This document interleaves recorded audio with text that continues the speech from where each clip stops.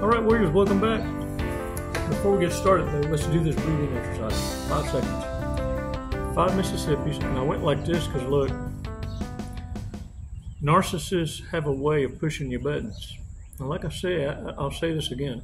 It sometimes takes a whole year of shoulda, coulda, wouldas, catching yourselves mid-stride before you go, fucker, I know exactly what you just done.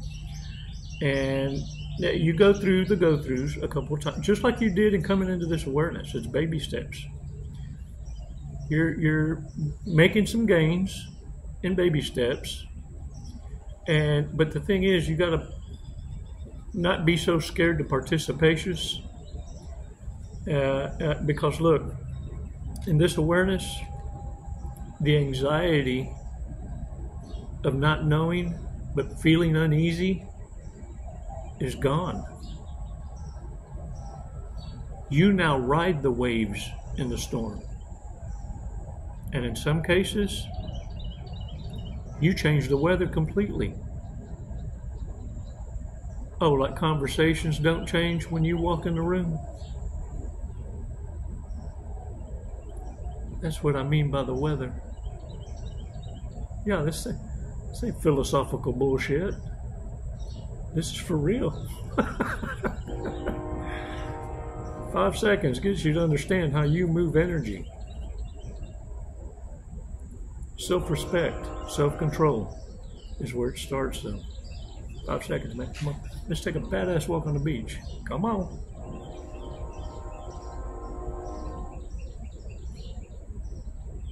Release slowly. All right. Hey, don't chillax too much. Look, narcissists give you every reason to leave, beyond a shadow of a doubt. And narcissists have all the reasons in you to want to stay. The question is this: even the worst of narcissists, the most codependent Klingon of them all, wonders why in the hell you putting up with their shit. Because look, during their pump and dumps, during their hit its and quit its, they get discarded way more times than you know. Think of all the times they ever returned pissed off.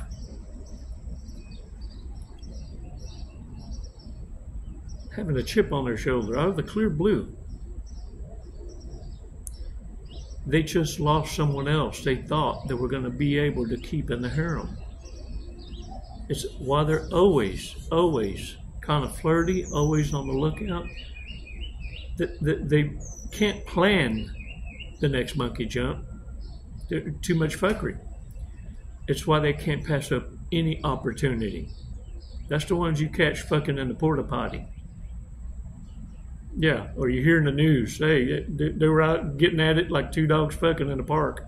Broad daylight, cheers, you know, everywhere. Desperacious, man.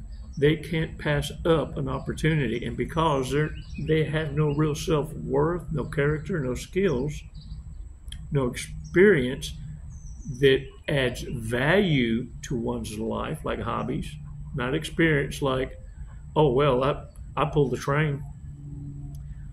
You see, that's the only wretched-ass experience narcissists have. And if the BJ don't win you over, and the poop shoot, let's call it the bamboo shoot. If that don't seal the deal, the narcissist has to move on to the next. So when the pump and dump, when the new car smell wears out, which is usually after, 3 pump and dumps, everybody's going ghost.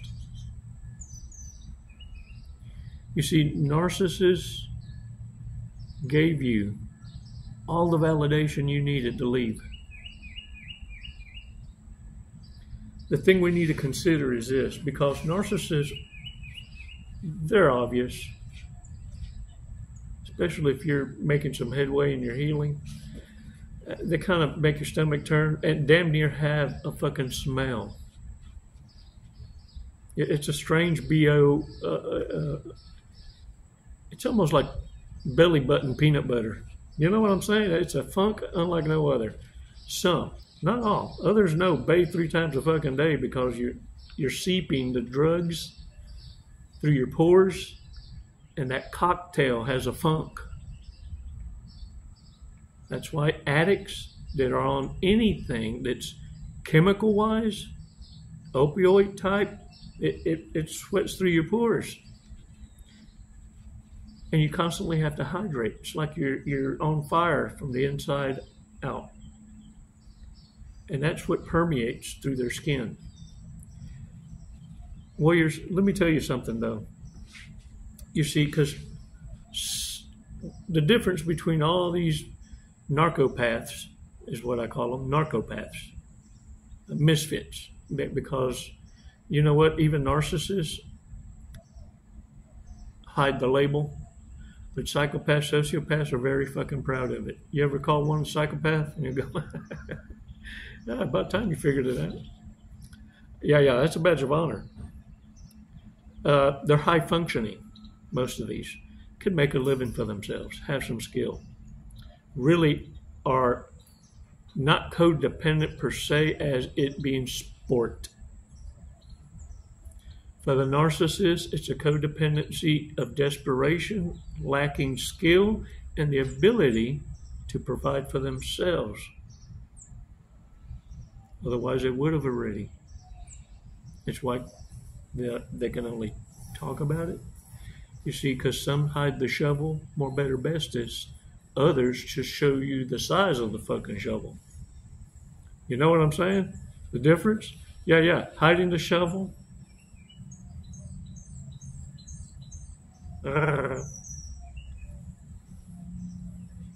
And not hiding the shovel.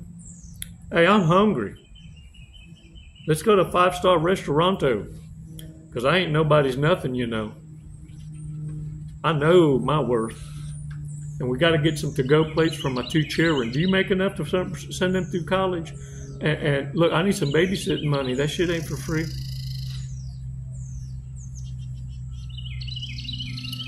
One hides the shovel, and the other one shows you the shovel and what size. You see, don't get hooked up on labels. A narcopath is a narcopath, regardless of what spectrum they're in. Just chunk them all in the same casserole. You feel me? And this is the thing that we need to ask ourselves. Because I pondered the question, how narcissists would wonder, why in the hell did you stay longer than this other one using the same playbook? Well, then I flipped that. I said, yeah, you know what? They are scared of losing you. One, they need you just as bad as you need them at that moment. The difference is when you open your eyes, you're out. The narcissist is stuck. And the thing is highly narcissistic people use people to help manage their emotions and feelings, because that's what they operate out of. It's why when they start any sentence or any answer, any questions, it's usually with a pause, with the eyes looking up. Lost thought is looking up. Logical thought is looking down. Pondering thought, answering question logically begins with the fact. Illogical thought, emotional thought, starts with I feel. Happy factoid. You can thank me later.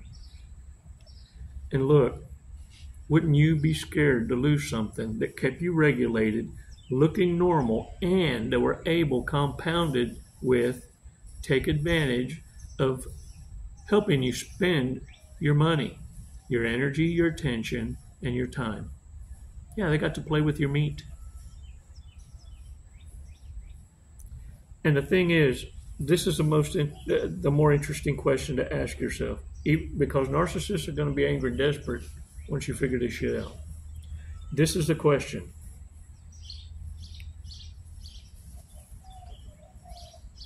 Why would you want to be the object of their entertainment?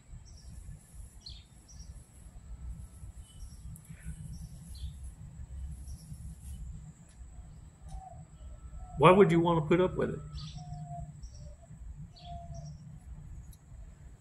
And we can tell ourselves, well, we were lied to. We were manipulationist to a degree. But there came times where them red flags bitch slapped you so hard, and then you realize the real answer is this. We found the devils we know more, better, bestest, and found comfort and strangely safer in knowing how to manage through that kind of chaos.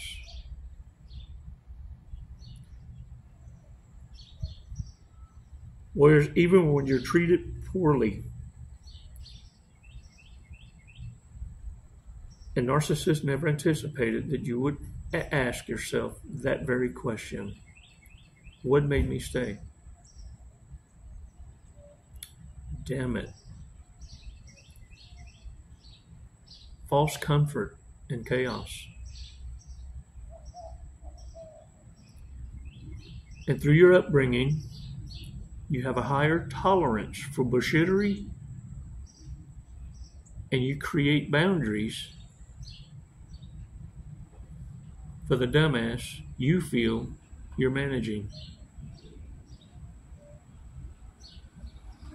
Never realizing you're dumbing down and losing yourself.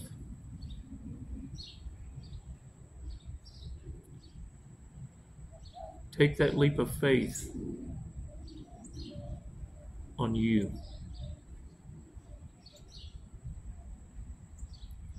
And I'll bet you $1 and a donut within 6 months, the true authentic you is going to look back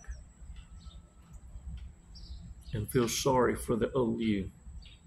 But what a fucking lesson it was. Warriors, I'm going to let y'all in on a joke.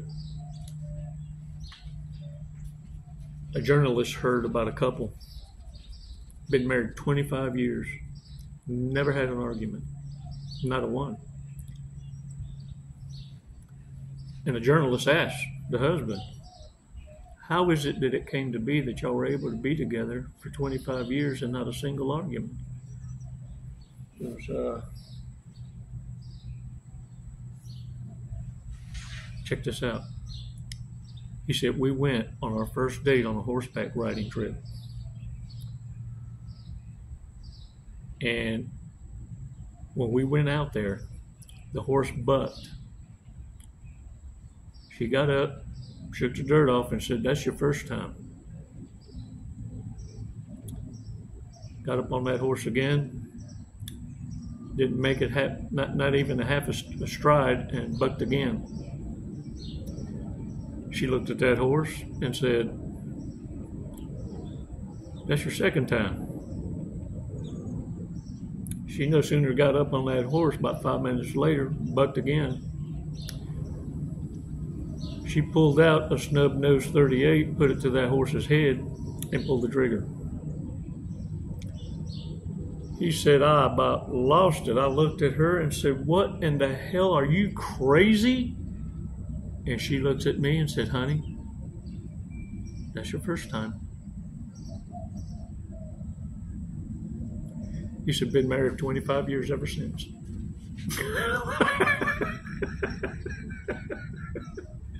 Warriors, why'd you stay so long? Yeah. Some of the red flags is a bitch slap, isn't it? Y'all seen some shit in this journey, especially if you're in a long-term relationship. And the narcissists or the narcopaths gave you all you needed to know, hear, and see to leave a long time ago. You're missing out on a quality of life that only a narcissist could dream of. They don't want you to have it. You ain't nobody's emotional tampon. Look, they've been bragging they can do it so much better bestest without you, and you're holding them back. Oops. Didn't know that, did you? Let them prove it. They're so great at building a bear. Most chose the bear. Warriors, let's remind ourselves, drunk, stoned, or stupid. Come on now. Drunk, stoned, or stupid. Additional red flags or things we might need to work on ourselves, okay? Is a mooch. Dang it, man. Already? Just wants to cuddle. You heard that joke about the guy that was a charmer, a bee charmer, and told her, I'm interesting. And boy, she invested in potential. This lazy fuck would be in the bed all day, just chillaxing. And she's like, you lazy piece, you eat my food, going through my food stamps and my purse. I thought you said you was interesting. He said, no. Read my lips. I said, I'm into resting. Always bails. Always bails. Or needs bail. Gonna get a what? Chases shots by yelling. Gotta let everybody know. In everything they do. Gotta let everybody know. I farted. That was mine. I did it. Has a terrible nickname. ¿Qué pasa, dick with ears?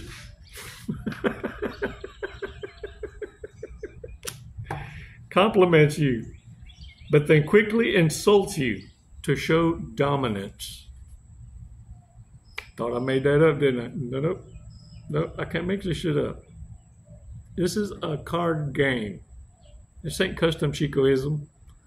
This is available on Amazon. Drunk, stoned, or stupid. I can't imagine this card game lasting longer than maybe a half hour before it comes to throwing hands. Oh, gives terrible advice. Terrible advice. Yeah. Before you stick anything in there, squeeze some lemon juice. Do the lemon test. Locker room talk got a lot of us in trouble, let me tell you. And it's just comical as hell to share. All right, y'all. Let's check out the fortress cookie. You'll never know what you can do until you try. And try. And try one more damn time. Diamonds are found, not made. Shake that dirt off your ass. You ain't nobody's bitch. Look. Narcissists are going to try and hang on like a tick on your left nut. Every now and again, you just got to strike a match tip to it and singe that little shit. Look, wisdom has been chasing their asses. It's just fast little shits. They've been out running wisdom all their lives. They have been operating this way and mastered the art of manipulation.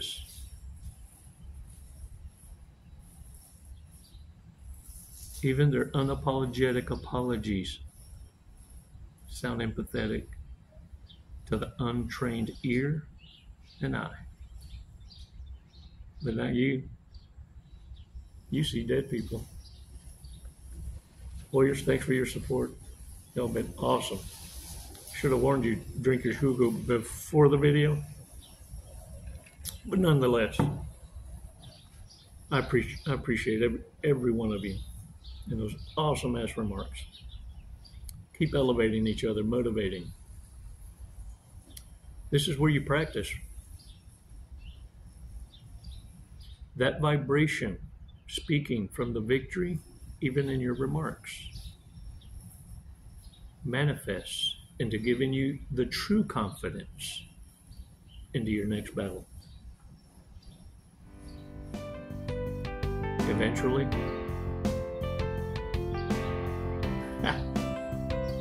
you've developed a new lifestyle.